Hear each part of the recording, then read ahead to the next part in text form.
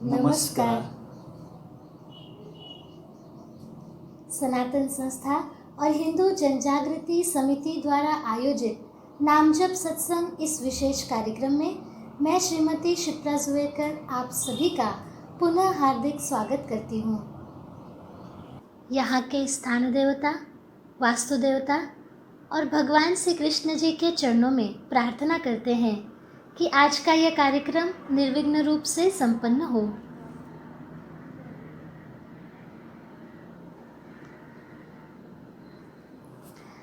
पिछले सत्संगों में बताए गए शास्त्र के अनुसार आपने कृति अवश्य की होगी और उसका आध्यात्मिक लाभ उठाने का प्रयास किया होगा, ऐसी हम आशा करते हैं।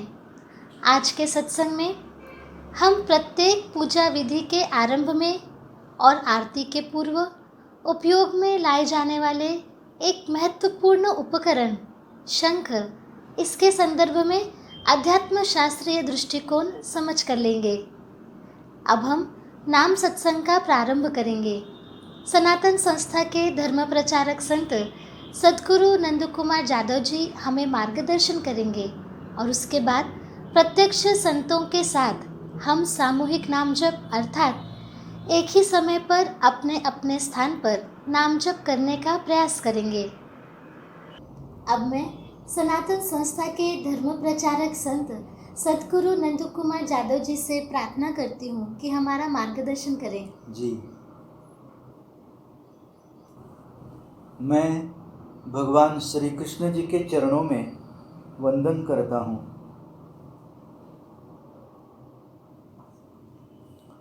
आप सभी से अनुरोध है कि आप अपने इष्ट देवता अथवा उपास्य देवता अथवा कुल देवता से प्रार्थना करें कि आज का ये कार्यक्रम हम निर्विघ्न रूप से सुन पाएं। सर्वप्रथम हम परम पूज्य वासुदेवानंद सरस्वती जी के चरित्र का एक प्रेरक प्रसंग सुनेंगे। एक शिष्य ने परम पूज्य टेम्बे महाराज अर्थात वासुदेवानंद सरस्वती जी से पूछा, महाराज आप स्वयं देवता स्वरूप हैं, तब भी अपने पास मूर्तियों रखते हैं, ऐसा क्यों? अब मूर्ति पूजा की क्या आवश्यकता है? उस समय बड़े कृतज्ञता पूर्वक स्वर में वासुदेवानंद सरस्वती जी महाराज बोले, जिस मूर्ति के कारण मुझे ये परम अवस्था प्राप्त हुई है उसे मैं कैसे भूल सकता हूँ। संत अर्थात स्वयं ईश्वर स्वरूप बनने पर भी मूर्ति पूजा करने वाले परम पूज्य वासुदेवानंद सरस्वती जी की इस कृति से मूर्ति पूजा का महत्व ध्यान में आता है। अब हम आज के मुख्य विषय को समझकर लेंगे। जी, अब सर्वप्रथम हमें शंख का महत्व बताएं। जी, बताता हूँ। जी,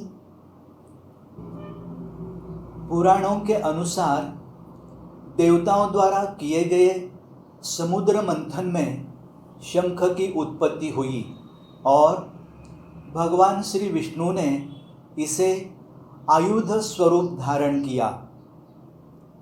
पूजा विधान में उच्चारित एक मंत्र के अनुसार भगवान श्री विष्णु की आज्ञा से इस शंख के मूल भाग में चंद्र, सूर्य और वरुण, पृष्ठ भाग में प्रजापति तथा अग्र भाग में गंगा और सरस्वती इत्यादि पृथ्वी के सर्व तीर्थ वास करते हैं।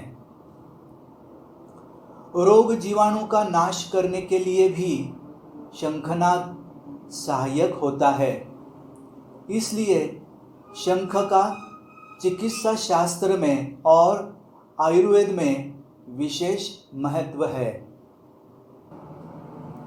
जी, सद्गुरु जादव जी, शंख पर दो प्रकार के कुंडल दिखाई देते हैं। जी, इसमें क्या भेद होता है?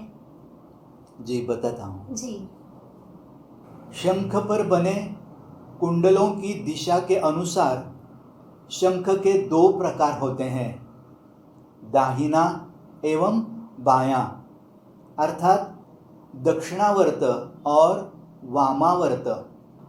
दाहिने अर्थात दक्षिणावर्त शंख में संकीर्ण होता हुआ रिक्त स्थान दाहिनी ओर होता है तथा बायां अर्थात वामावर्त शंख में ये रिक्त स्थान बाईं ओर होता है। सामान्यतः पूजा में वामावर्त शंख प्रचलित है। जी, आजकल बाजार में विविध आकार के शंख उपलब्ध होते हैं। जी उनके संकीर्ण भाग पर नक्काशी भी होती है। हाँ ऐसे में प्रश्न उठता है कि खरे शंख को कैसे पहचानें? हाँ, वैसे तो खरा शंख पहचानना सरल है।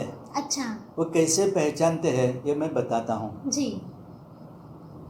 शंख बजाए बिना कान से लगाने पर उससे यदि मधुर ध्वनि सुनाई दे तो वो शंख खरा होता है।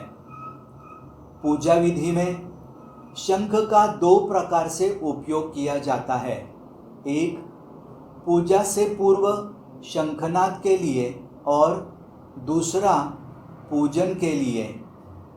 परंतु जिस शंख से हम पूजा से पूर्व शंखनाद करते हैं वो पूजा में नहीं रखा जाता। खरा शंख कैसे पहचाने ये अब ध्यान में आया होगा। जी, सद्गुरु जादव जी, कृपया हमें शंखनाद का शास्त्र समझाएं। जी, शंखनाद का पूजा में विशेष महत्व है। उसका शास्त्र समझ में आए इस हेतु कुछ सूत्र मैं बताता हूँ। हाँ जी। पहला सूत्र बताता हूँ। वराह पुराण में कहा गया है कि शंख ध्वनि किए बिना देवता द्वार न खोले। इसलिए पूजा आरंभ करने से पहले और आरती के पूर्व बाएं अर्थात वामवर्त शंख के प्रयोग से शंखनाद करते हैं। दूसरा सूत्र, वातावरण में सत्वगुणी, रजोगुणी और तमोगुणी तरंगें होती हैं। इनमें से रजोगुणी और तमोगुणी तरंगों के कारण कष्टदायी स्पंदन निर्माण होते हैं। पूजा के समय इनमें से सात्विक तरंगें पूजा स्थल की ओर आकृष्ट होती हैं। इन तरंगों को रजोगुणी और तमोगुणी तरंगें पूजा स्थल तक पहुंचने से रोकने का प्रयास करती हैं, जिसके कारण सात्विक तरंगों के प्रवाह में बाधा निर्माण होती है। पूजा आरंभ करने से पूर्व शंखनाद करने पर शक्ति प्रक्षेपित होती है। उसके कारण इन कष्टदायी स्पंदनों का प्रभाव कम हो जाता है। साथ ही पूजा के उपकरणों के चारों ओर चैतन्य का सुरक्षा कवच निर्माण होता है। तीसरा सूत्र, शंखनाद से एक अन्य लाभ भी होता है। वो ये है कि शंखनाद से ब्रह्मांड में कार्यरत भगवान श्री विष्णु की शक्ति अधिक मात्रा में आकृष्ट होती है। इसका लाभ शंखनाद करने वाले जीव के साथ साथ शंखनाद सुनने वालों को भी होता है। चौथा सूत्र, जिस प्रकार पूजा से पूर्व शंखनाद किया जाता है उसी प्रकार आरती से पूर्व भी शंखनाद किया जाता है।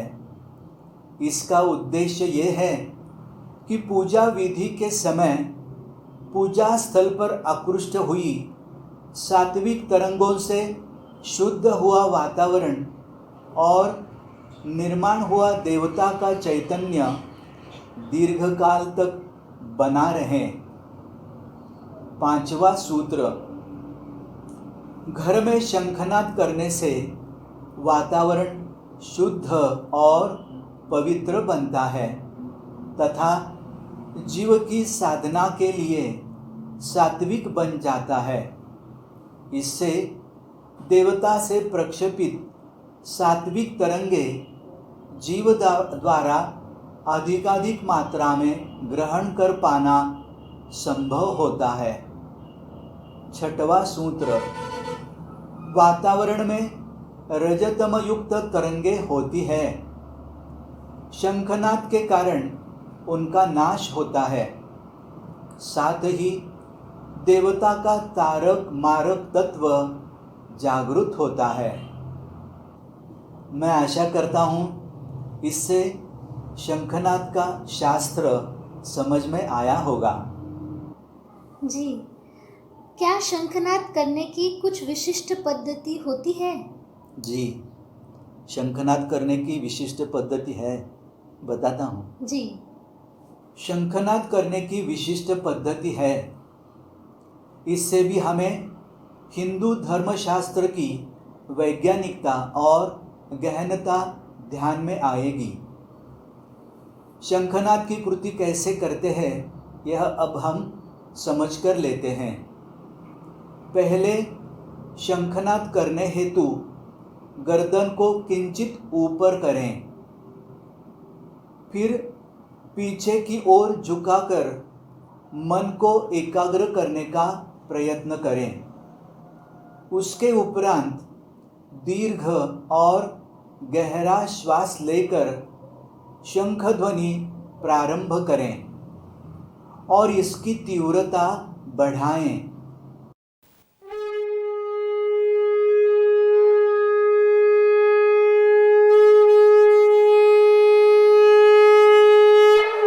यहाँ एक सूत्र हम ध्यान में रखेंगे कि शंखनाद का एक श्वास में पूर्ण हो। ऐसा करने से शंखनाद करने वाले जीव की सुषुम्ना नाड़ी कार्यरत हो जाती है और इस कारण मुंह से निकलने वाले तेज तत्व और वायु तत्व से संबंधित रज सत्व कणों का योग्य संतुलन बनाए रखने में सहायता मिलती है। अतः देवता का तारक मारक तत्व परिस्थिति अनुरूप आवश्यकता के अनुसार जागृत होता है। सद्गुरु जादव जी, कई बार शंख के साथ शंखनी के विषय में चर्चा होती है। हाँ, तो कृपया हमें शंखनी के विषय में विस्तार से समझाएं। जी, विस्तार से बताता हूँ। जी। शंखिणी ये शंख का एक प्रकार है जिसे पूजा में नहीं रखा जाता तथा इससे शंखनाद भी नहीं करते। इसे मादी शंख भी कहते हैं। शंखिणी का भाग खुदरा और कटीला होता है। शंखिणी की वाणी मधुर नहीं होती। अब शंखिणी से शंखनाद क्यों नहीं करते, इसका आध्यात्म शास्त्रीय कारण समझ लेते हैं। शंखिणी के आंतरिक भाग पर अनेक आड़े तिरछे वलय होते हैं। शंखिणी नाद करने के समय ये वलय नाद के अखंडित प्रवाह में बाधा उत्पन्न करते हैं। नाद उत्पन्न होते समय उसका स्पर्श इन वलयों को होता है। इस कारण नाद की आघातजन्य और कष्टदायी तरंगे निर्माण होती है। ये कष्टदायी तरंगे वातावरण में विद्यमान कष्टदायी तरंगों को कार्यरत करती है। इसलिए शंखिणी की ओर वायुमंडल की अनिष्ट शक्तियों के स्पंदन आकर्षित होते हैं और पूजा स्थल का वायुमंडल दूषित होता है। इस कारण शंखिणी का नाद पूजा विधि में नहीं किया जाता। केवल अघोरी विधि के उपासक उनकी उपासना का आरंभ शंखिड़ी के नाद कर अनेक अनिष्ट शक्तियों को आकर्षित करने हेतु करते हैं। देवता पूजन में प्रत्येक उपकरण का आध्यात्मिक महत्व है। कलश, दीप, बाती और अब शंख के विषय में हमने सत्संगों में आध्यात्म शास्त्रीय जानकारी समझ ली है। इस कारण आपके मन में इन उपकरणों के संदर्भ में भाव उत्पन्न हुआ होगा। यदि ऐसा भाव आपके मन में उत्पन्न हुआ है तो आपका देवता पूजन भी भावपूर्ण होगा, इसमें कोई संशय नहीं है। अब हम नामजप की प्रत्यक्ष कृति करेंगे। विज्ञान में तात्विक अर्थात थ्योरी के लिए अधिक अंक और प्रैक्टिकल अर्थात कृति के लिए कम अंक होते हैं, लेकिन अध्यात्म में तात्विक भाग को केवल 2% ही महत्व है और प्रत्यक्ष कृति अर्थात साधना को 98% महत्व होता है। तो आइए हम भी इसका अनुभव लेने का प्रयास करते हैं। अब हम नामजप की प्रत्यक्ष कृति करेंगे। नामजप करते समय अधिकांशतः मन में विचार आते हैं। मन का आलंबन अर्थात मन किसी सूत्र पर एकाग्र करने से विचार कम होते हैं और मन की एकाग्रता शीघ्र साध्य होती है। आप भी नामजप करते समय भगवान श्री कृष्ण के छायाचित्र की ओर देखकर नामजप करते हैं तो नामजप अच्छा होगा। नामजप करते समय मन को कैसे लगा इसका निरीक्षण करने का प्रयास करें। और अब नामजप के संबंधी अधिक सूचनाएं श्रीमती शिप्रा जी हमें देंगी। जी सद्गुरु जादव जी, आज आपने शंख के बारे में जो भी हमें बताया बहुत ही अच्छा था, उसके लिए हम कृतज्ञ हैं। अब हम श्री कृष्ण जी का नामजप ऑडियो द्वारा लगाएंगे। इस ऑडियो की एक विशेषता है, सनातन संस्था की संत श्री चित्तशक्ति श्रीमती अंजलि गाडगिल जी ने ये सात्विक जप का उच्चारण किया है। यदि आपके उपास्य देवता अथवा कुल देवता अलग हैं और आपको उनका नाम जप करना हो तो आप कृपया ऑडियो म्यूट कर सकते हैं और नाम जप कर सकते हैं। आज प्रत्यक्ष संतों की वंदनीय उपस्थिति में हमें नाम जप करने का अवसर मिल रहा है। हम इसकी अनुभूति लेंगे। नाम जप का समय पूर्ण होने पर हम आपको सूचित करेंगे। किसी भी कार्य से पूर्व प्रार्थना करने से और कार्य पूरा होने के बाद कृतज्ञता व्यक्त करने से कार्य में आने वाली बाधाएं दूर होती हैं। इसलिए नाम जप का आरंभ करने से पूर्व अब हम अपने इष्ट देवता, कुल देवता या भगवान श्री कृष्ण जी से प्रार्थना करेंगे। हमारा नाम जप भावपूर्ण और एकाग्रता से होने दीजिए, ऐसी आपके चरणों में प्रार्थना है। अब हम प्रत्यक्ष नाम जप को आरंभ करेंगे। ओम नमो भगवते वासुदेवाय। ओम नमो भगवते वासुदेवाय। ओम नमो भगवते वासुदेवाय। ओम नमो भगवते वासुदेवाय। ओम नमो भगवते वासुदेवाय। ओम नमो भगवते वासुदेवाय।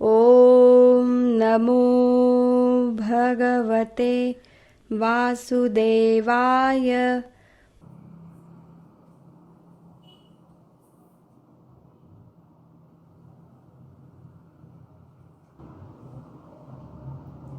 नाम जप का समय यहाँ पूर्ण हुआ है। आशा है आप सभी ने नाम जप की अनुभूति अवश्य ली होगी। ये अनुभव आप फेसबुक और यूट्यूब कमेंट में अवश्य डाल सकते हैं।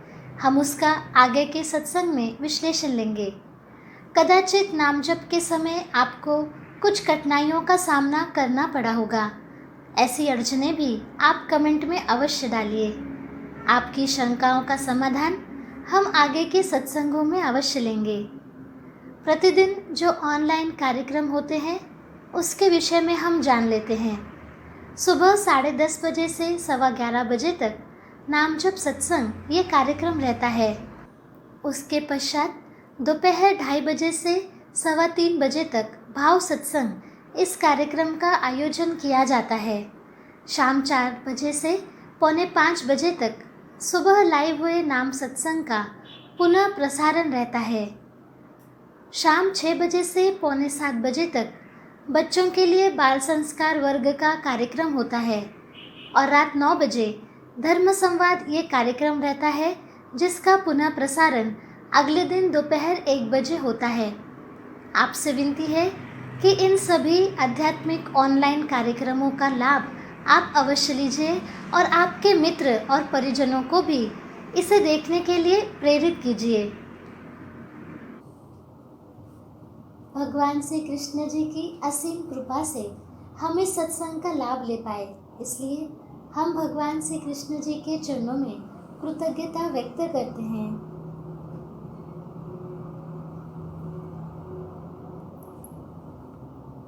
आज का ये नाम जप सत्संग यही संपन्न होता है, ऐसा मैं घोषित करती हूँ। नमस्कार।